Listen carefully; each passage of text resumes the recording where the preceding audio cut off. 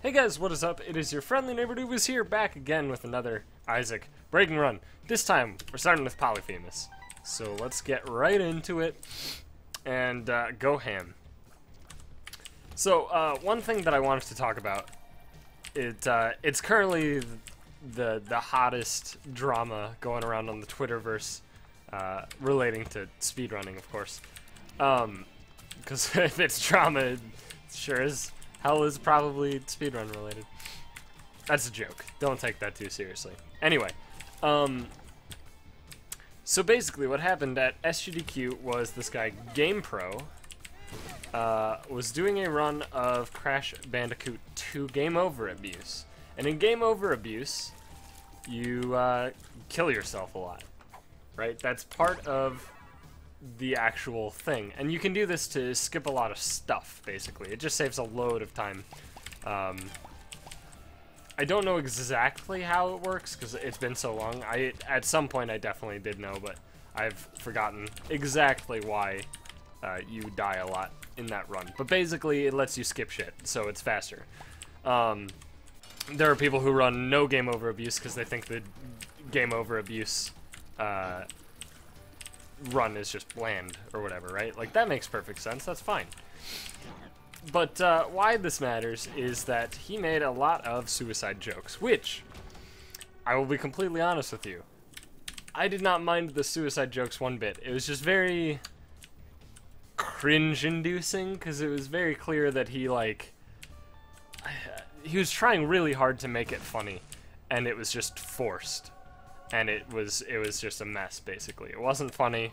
And eventually it crossed the line because he made them, like, the exact same joke a large number of times. That's not the problem. The problem is, and this is my opinion, this is entirely my opinion, not everybody agrees with this, but I have to assume that the GDQ staff probably thought similarly to this, except we're probably a little bit more strict about the whole suicide joke thing. The main reason, so he ended up getting banned from GDQs, and the main reason I think that was bullshit, is the fact that at the end of the run, he made a joke about, well, first of all, he spent the whole run, you know, making suicide jokes and talking about, like, hating himself or whatever, which was, again, very forced, very awkward, not funny, really. I'm sure somebody with a dark sense of humor found it funny. At the end of the day, humor is, in fact, subjective. But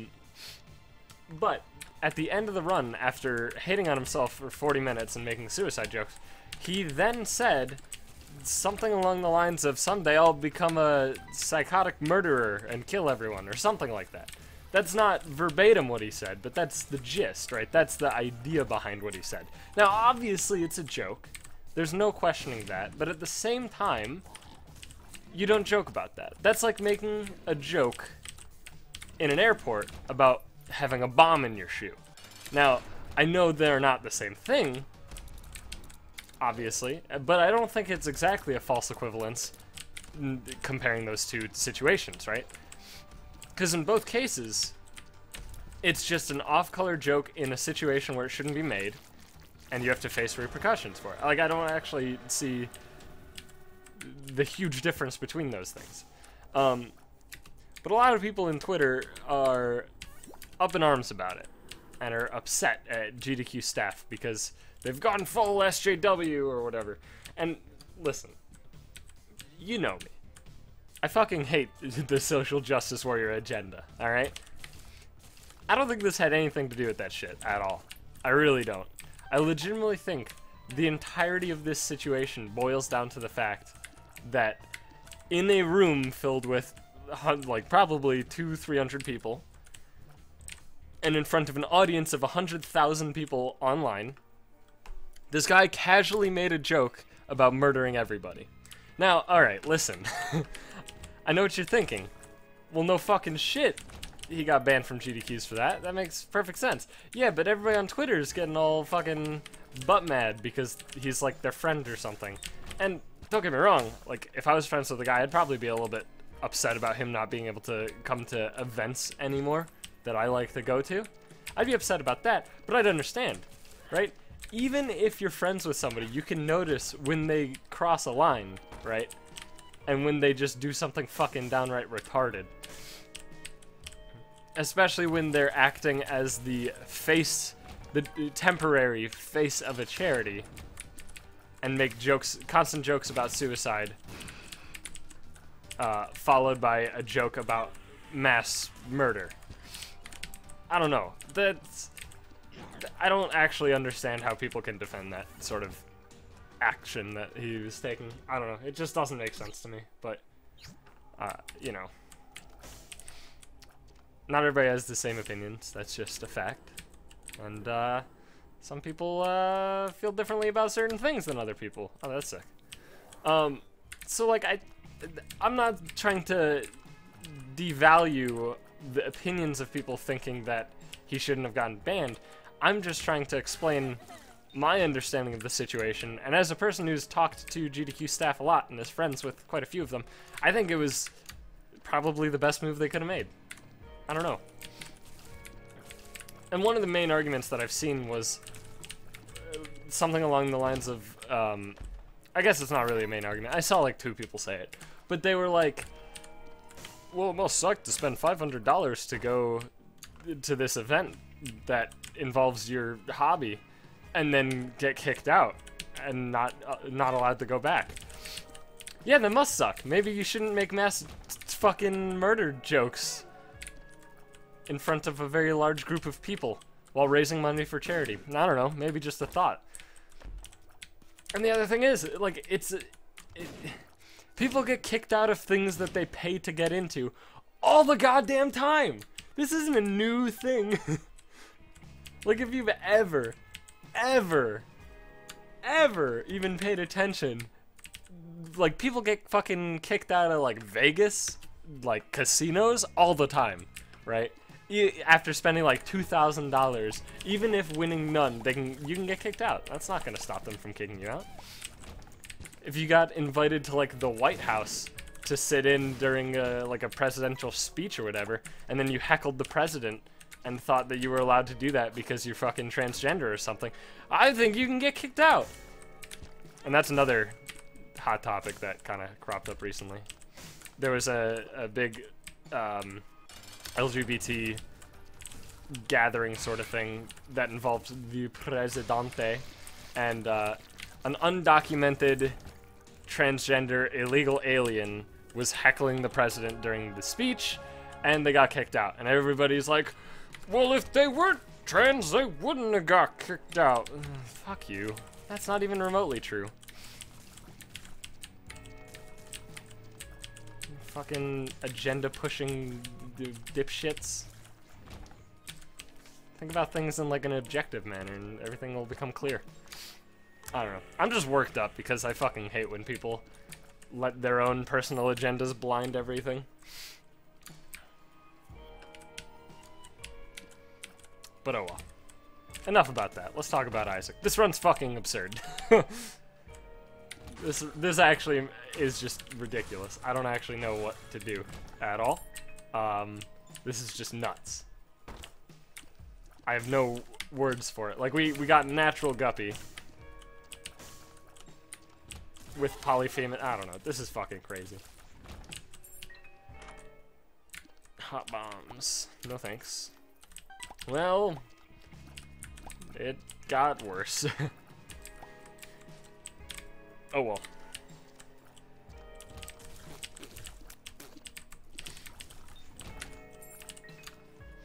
Alright. Although one thing that is important to note from the entire GDQ situation, at least I think it's an important thing to take away from the whole situation. I think that there should be at least some effort put into screening runners for GDQs. Now, the last couple events that I went to, so in the past 5, I've been to 3. I just missed the last 2 GDQ events due to financial reasons, but in the ones that I went to, I remember on the forums, basically, one of the top things was the focus on commentary.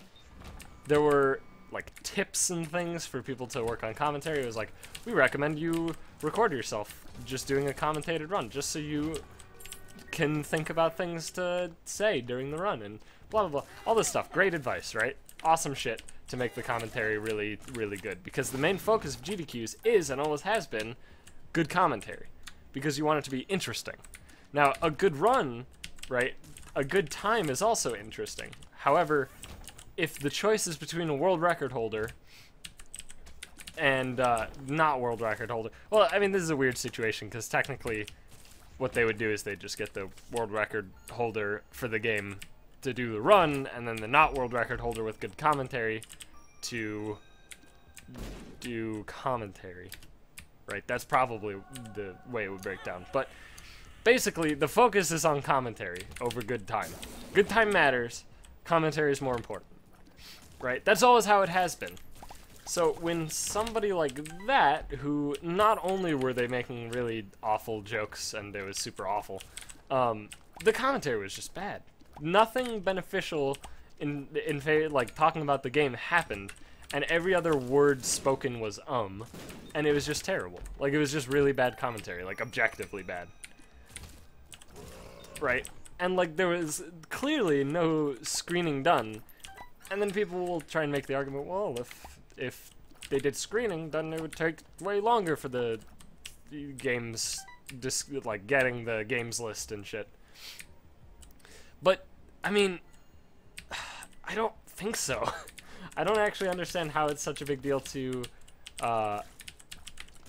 essentially ask people to prove themselves rather than you trying to determine who to pick just kind of in the dark, I guess. Right? So the way I see it would be more along the lines of, instead of it just being people submit, people prove they're practicing and blah, blah, blah. When people submit, be like, yo, this is my mock GDQ run, right?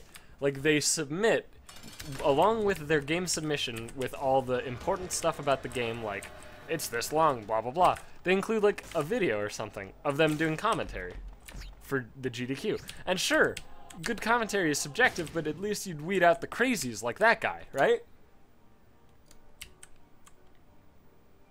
Like, I'm not saying that this would change the thing, like, it wouldn't make people who, two similar people, it wouldn't make the difference between those two people. It would just be a nice step to weed out the crazies. Because the thing is, the more that GDQs grow, the more people will try to get into GDQs to essentially, not exactly get famous themselves, but like kinda along those lines. Like, more people will be interested in it as an experience, as a way to grow their own brand, their own channel, than it is to support a charity. And I'm not saying that's inherently negative, but there are a lot of situations where it can be negative. This, of course, being one. Somebody spending their whole time trying to crack jokes and make their run memorable, and in reality it just flops on their fucking face, and it's one of the worst runs of all time. You could have avoided that easily with just a brief screening.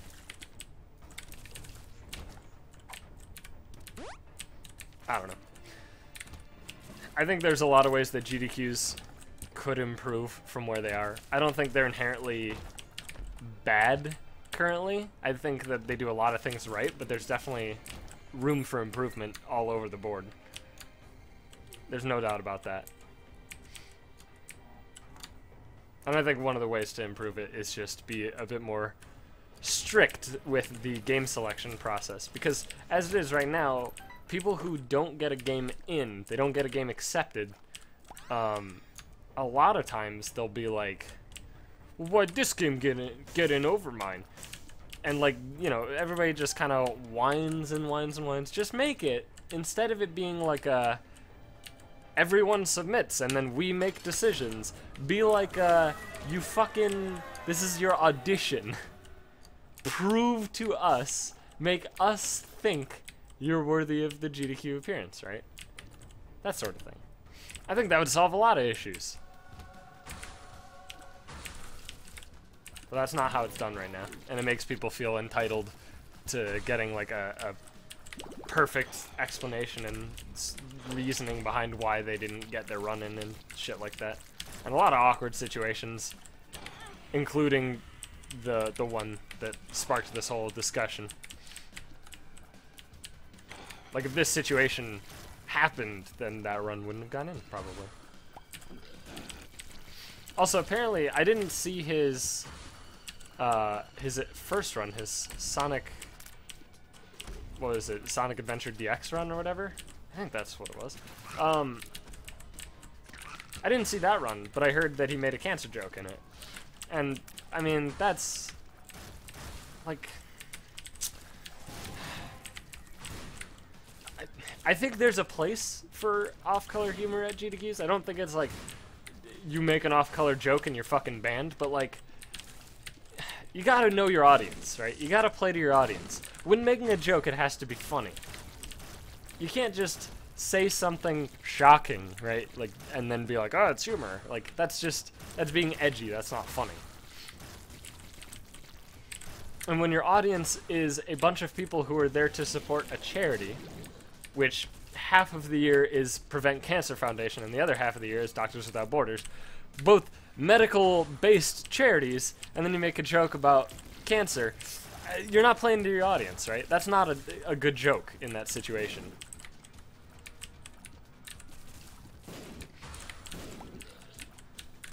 One of the most important things about comedy is just playing to your audience. That's just how it is. If you don't play to your audience, you're probably not going to be very funny. And again, that's because humor is subjective and shit. So I don't know. I think it was just a clusterfuck, basically. And the problem is, a lot of people, so it's a very weird issue, at least as of right now. It's been less than 24 hours, so it's a very hot topic as well. But one of the bigger issues is that a lot of people are bringing up the idea that this is GDQ staff's fault, that he was like in the marathon to begin with. And it might sound like I'm arguing that, but I don't necessarily think so. I just see this as like a springboard to improve the selection process, to attempt to not have this happen in the future. I don't think that this specific instance could have been prevented, really, because it had never happened before. I think it's a reasonable thing to expect a mistake like this to happen once. More than once is when it will become an issue, but right now is the best time to prevent it from happening more than once, right? I think it was handled great. On all accounts, at least by the GDQ staff. I think the big blow up after the fact is not really in anybody's control, because everybody has their own opinions, but I do think certain aspects of it are a bit silly. But oh well.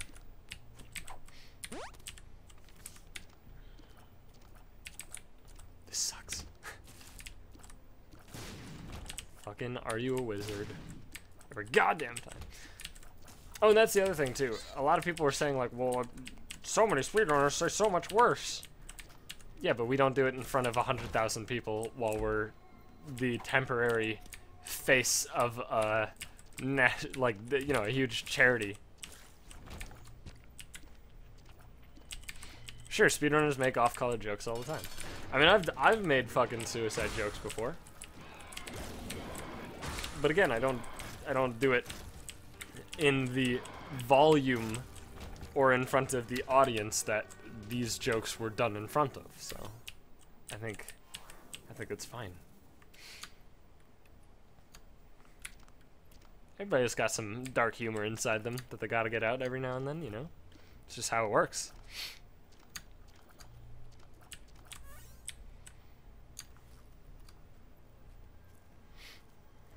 But oh well. What's done is done. I just kind of wanted to, start a dialogue for this sort of thing, because I thought it was an interesting topic, at the very least. And if you don't agree with my points, feel free to, talk about it and bring it up in the comment section. Like, I'll say it, I've said it before, and I'll say it again. I read every comment, And I'm perfectly fine with any debate that you wanna take on, right? I'm cool with it. The only time that I won't be cool with it is if you are belligerent. As long as there can be an actual active dialogue with multiple sides to it, it's great by my standards. But if you are belligerent about it and refuse to agree with anything at all, I mean, like, sure, in some instances it's reasonable to not agree with anything, but you know what I mean. There's a line. So if you want to talk about this, feel free. I will absolutely humor you in a conversation. And who knows, maybe you'll convince me otherwise. Oh my good God. I am power. I am so power. Alright, let's go. Wow. Didn't think she would die that fast, but alright. Took her out. Took her out. Oh, also, last night, and again, it's so weird because I record these, all of these episodes pretty much the day before, unless I'm trying to record a bunch to create a backlog, in case I'm like going somewhere or whatever. 3 spider chests, okay. So it's so weird because I'm saying last night, which it was for me, but for you guys it was 2 nights ago. But yeah, BattleBots finale was so good. Dicks. And it had been so long since I'd watched BattleBots, I completely forgot that during the final bout, basically, the final battle night, the final battle episode, they did a 3 robot free-for-all. I completely forgot that was the thing! And I got so fucking excited.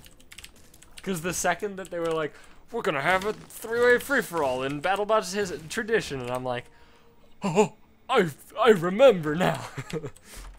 Oh my God, BattleBots is the best TV show of all time. And I won't spoil anything in case you haven't seen it yet, the finale that is. But, oh, I love it. I love it so much. I love it so much.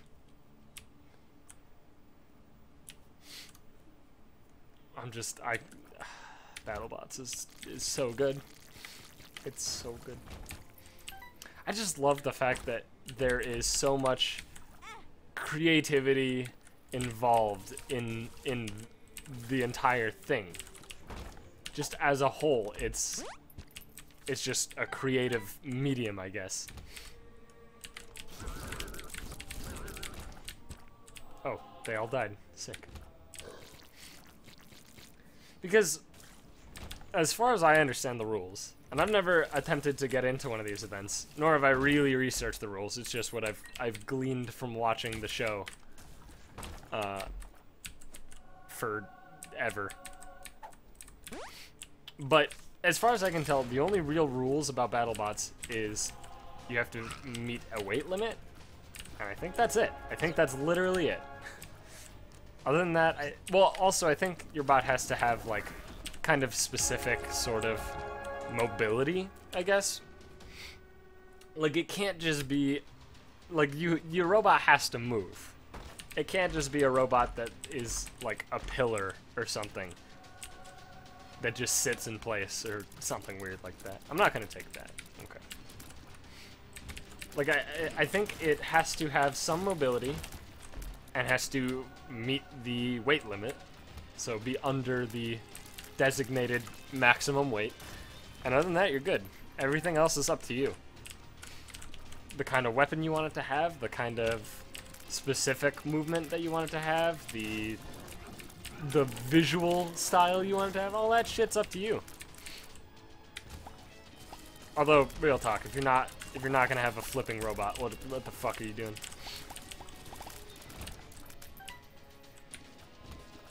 It's not the flipping robots are like way too good.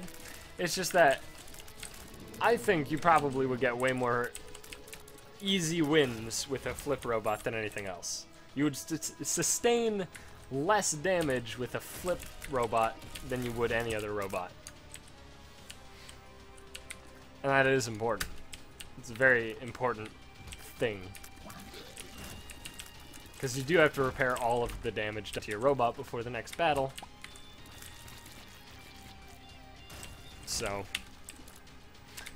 it's very important. Because, yeah, the spinning robots, those poor, poor things that get fucked up hard. In fact, that's what happened in the finale episode. Without spoiling anything, there was a pretty massive amount of damage involved with a spinning robot.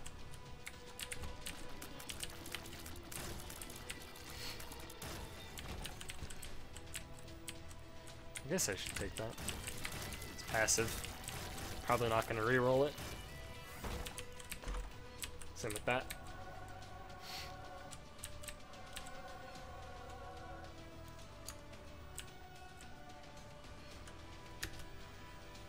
Ugh.